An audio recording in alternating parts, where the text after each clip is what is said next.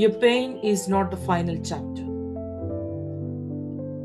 രൂത്തിന്റെ പുസ്തകം 1:4.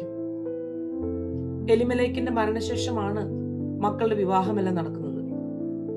അന്യദൈവങ്ങളെ സേവിക്കുന്ന മോവാബിൽ നിന്ന് മക്കൾ വിവാഹം ചെയ്തതിനെ തടയാനൊന്നും നവോമിക്ക് സാധിച്ചില്ല. അതിനുശേഷവും നഷ്ടങ്ങളുടെ ഒരു ഘോഷയാത്രയായിരുന്നു നവോമിയുടെ ജീവിതത്തിൽ. പക്ഷെ അന്യജാതിക്കാരുടെ മുമ്പിലും ദൈവത്തെ ഉയർത്തിയ, യഹോവയുടെ നാമത്തിൽ അവരെ അനുഗ്രഹിച്ച, അവർക്ക് നന്മയുണ്ടാകണമെന്ന് ആഗ്രഹിച്ച ഒരു വ്യക്തിയായിരുന്നു നവോമി. ഒരുപക്ഷെ നിങ്ങളുടെ ജീവിത കാലയളവിൽ നിങ്ങൾ ചില തെറ്റായ വഴികൾ തിരഞ്ഞെടുത്തിരിക്കാം. ചില ദൈവഹിതമല്ലാത്ത ബന്ധങ്ങൾ, അബദ്ധങ്ങൾ ഒക്കെ സംഭവിച്ചിരിക്കാം.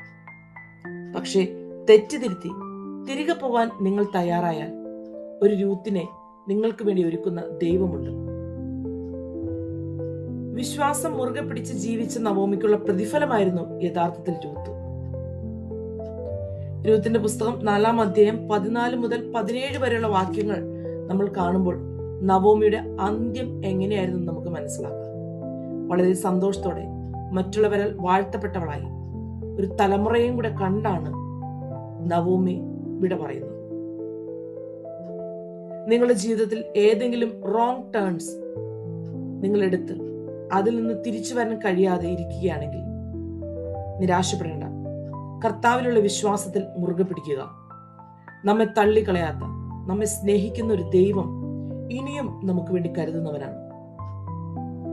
എല്ലാം കഴിഞ്ഞെന്ന് നിങ്ങൾ ചിന്തിക്കുകയാണെങ്കിൽ ദൈവം നിങ്ങളോട് പറയുകയാണ്, no, I am just beginning something new. അവർ God is a restoring God. ദൈവം നിങ്ങളെ ധാരാളമായിട്ട് അനുഗ്രഹിക്കും.